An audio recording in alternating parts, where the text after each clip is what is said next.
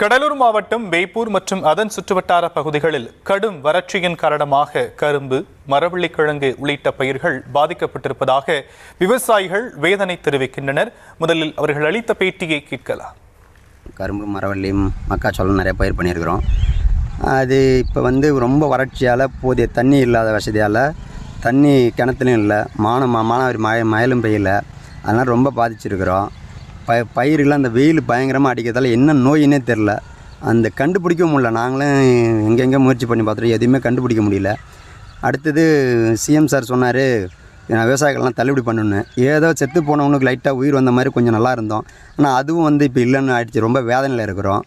இப்போ என்ன பண்ணுறதுனே தெரியாமல் தவிச்சு போயிருக்கிறோம். இப்போ வரப்போகிற வேளாண் பட்ஜெட்டில் விவசாயிகளுக்கு ஒரு நல்லதாக ஏற்பாடு பண்ணி நல்லா கொடுத்தீங்கன்னா உங்களுக்கு நல்ல முறையில் நல்லாயிருக்கும்.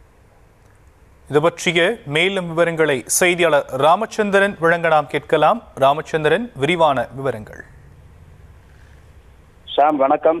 கடலூர் மாவட்டம் வேப்பூர் சுற்றுவட்டார பகுதியில் கடந்த ஜனவரி மாதம் தோட்டக்கலை பயிரான கரும்பு, மரவள்ளிக்கிழங்கு உள்ளிட்ட விவசாய பயிர்களை விவசாயிகள் பயிரிட்டு வந்தனர். இந்த நிலையில் கடந்த சில மாதங்களாக போதிய மழை இல்லாததாலும் வெப்பத்தின் காரணமாகவும் கடுமையான வறட்சி ஏற்பட்டுள்ளதாக, இதன் காரணமாக தற்போது கரும்பு, மரவள்ளிக்கிழங்கு உள்ளிட்ட பயிர்கள் நோய் தாக்குதல் ஏற்பட்டு பாதிக்கப்பட்டுள்ளதாக விவசாயிகள் வேதனை தெரிவித்தனர். வறட்சியின் காரணமாக சில இடங்களில் போதிய கிணற்று நீர் பாசனம் செய்ய முடியாமலும் சில நேரங்களில் மும்முனை மின்சாரம் தடைபடுவதாகவும் விவசாயிகள் கவலையடைந்து வருகின்றனர்.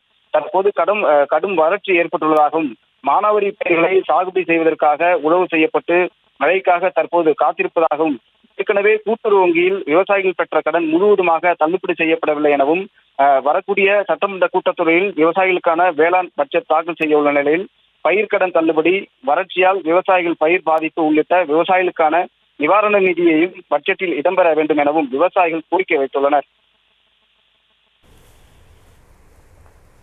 விவரங்களுக்கு நன்றி ராமச்சந்திரன்.